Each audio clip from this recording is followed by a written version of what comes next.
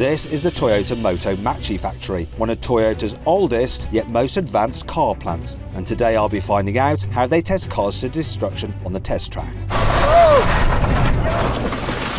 Clapping like an 8-year-old child. Hey! Discovering what happens when it does go wrong.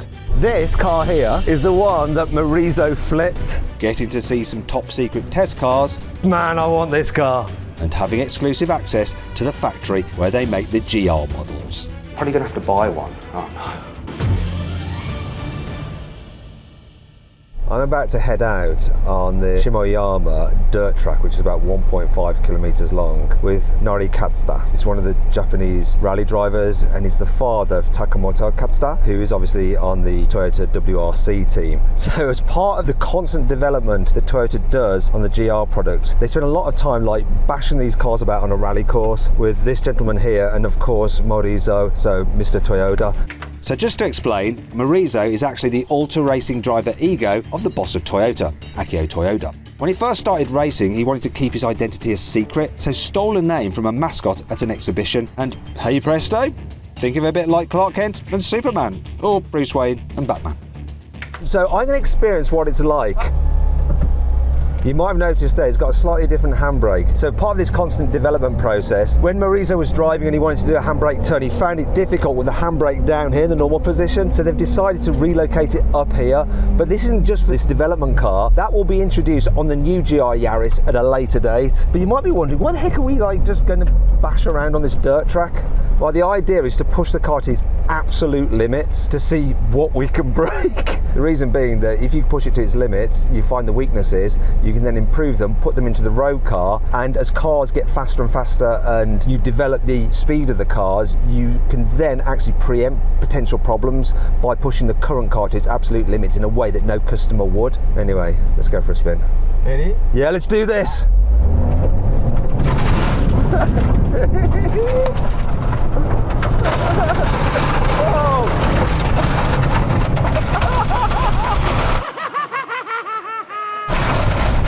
So this particular car, it's called a challenge rally car. So it's essentially the road car with some mods so that customers can go racing. You can see the benefit of having the handbrake there. I can't believe that's going to go on the road car. So by pushing the car like this, they can really test how strong it is.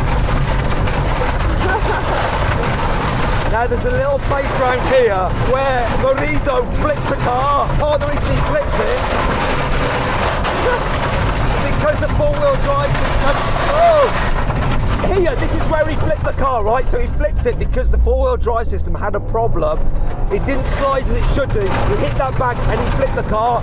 It just happened last year. But by doing that, they figured out that they need to do some changes in the software for the four-wheel drive system. Woo!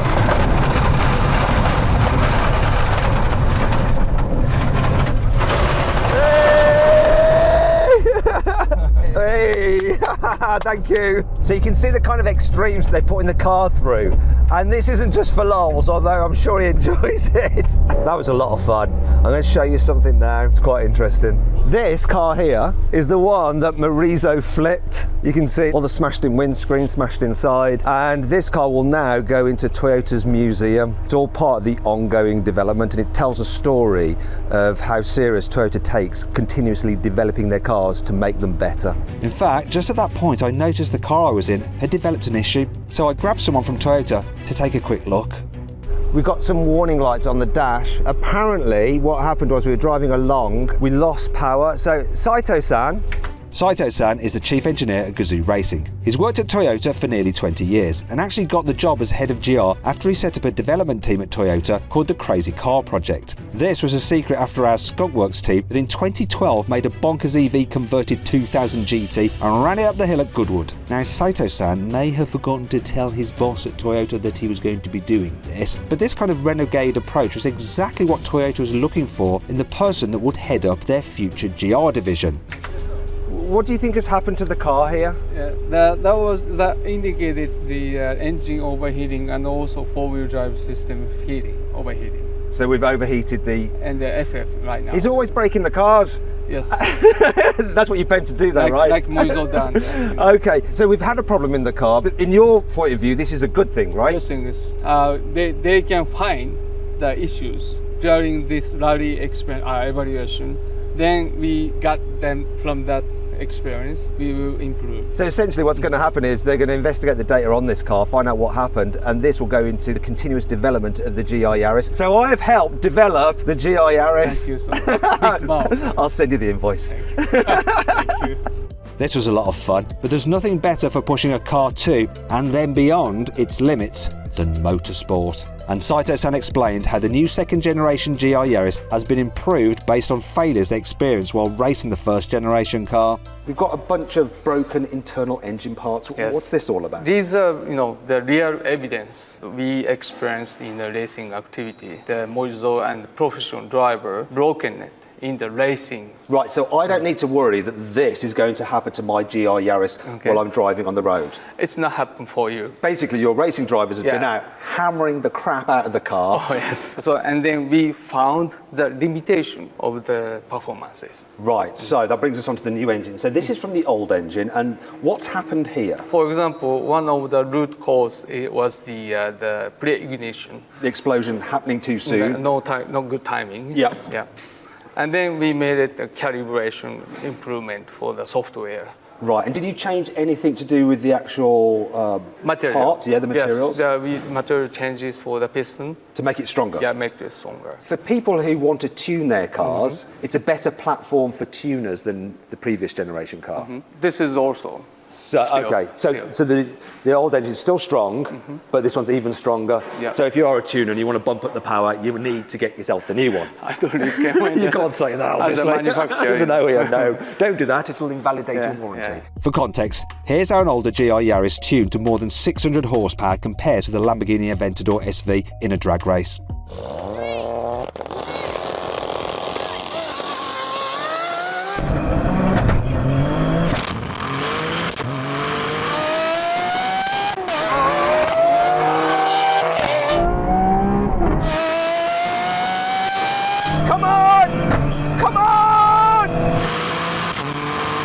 Come on, Lambo power!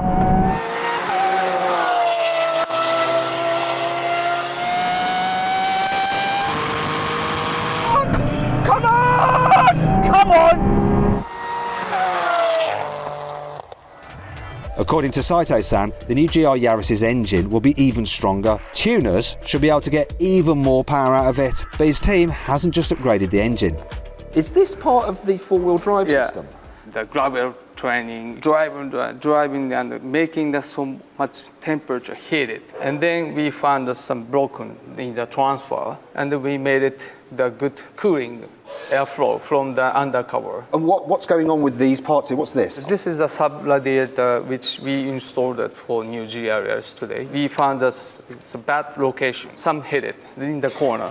You can see these bumpers is a corner. We improved the location of that. So you add a new radiator to the new car. It's got more performance, so you need a bit more cooling. Yes. You had it behind the bumper. The rally driver crashed it a little bit, as they do, and it damaged this, so you decide to move it higher. But you've also done something else, because obviously if you crack this, you need to remove the whole front bumper, which is expensive and takes time. We divide it by the 3 sections, and the customer don't have to change the whole bumper. It just changes the small parts. Okay, some other bits that we've got going on here. We've got the gear linkages, right? Also the Moiso drove, and he made a tough changing the shaft. After the 2,000 kilometer, we found the breaking it. He's got brutal gear changes if he did that. I mean, look at that. He's not driving my car. He always pushing the limit. Oh no, look at that. And the final thing is this. Lower suspension arm, and brake it here. What, you fitted a stronger part here as the bracing? We will do. The suspension part's going to be slightly stiffer, which will make the car more robust, but also more responsive as well, because there's less flex. I think so, yeah. I really was getting to see everything here, including their secret workshop. Now, I'm a very lucky boy because I'm the first journalist to be allowed to film here at the MN garage by special invitation of Maurizio himself, so huge thank you. And this particular car here is the original mule for the GR Yaris. So underneath there we've got a turbocharged 3-cylinder engine, we've got the 4-wheel drive system, so they use that for testing. This is the first ever Yaris WRC car as well. And just round here, this is super cool. Only 100 of these things were made. We never got them in Europe. It's a GR IQ with a 1.3 supercharged engine. Man, I want this car. But developing a new car doesn't always go to plan. You see, Saito-san revealed to me that when Maurizio tested the prototype for the GR Yaris back in 2018, it was, and I quote, a complete disaster. Maurizio said it was too difficult to drive and it wouldn't respond properly. Saito-san said that the problem was down to the fact that the engineers working on the car were too focused on making their managers happy, just ticking corporate boxes, instead of focusing on making the car perform at the highest possible level. Toyota needed a rethink. So what Maurizio did was to send the whole GR Yaris team to Gazoo Racing's Nürburgring factory to get some first-hand motorsport experience. Then, when Toyota entered a GR Yaris in several endurance races, Maurizio joined them as a driver. But even though they won their class, they didn't actually celebrate. They were too busy thinking of ways to improve the road car using their new racing knowledge. And this is all part of Toyota's Kaizen philosophy. Kaizen stands for continuous improvement. And this doesn't just apply to how cars are developed, it also applies to how they're constructed.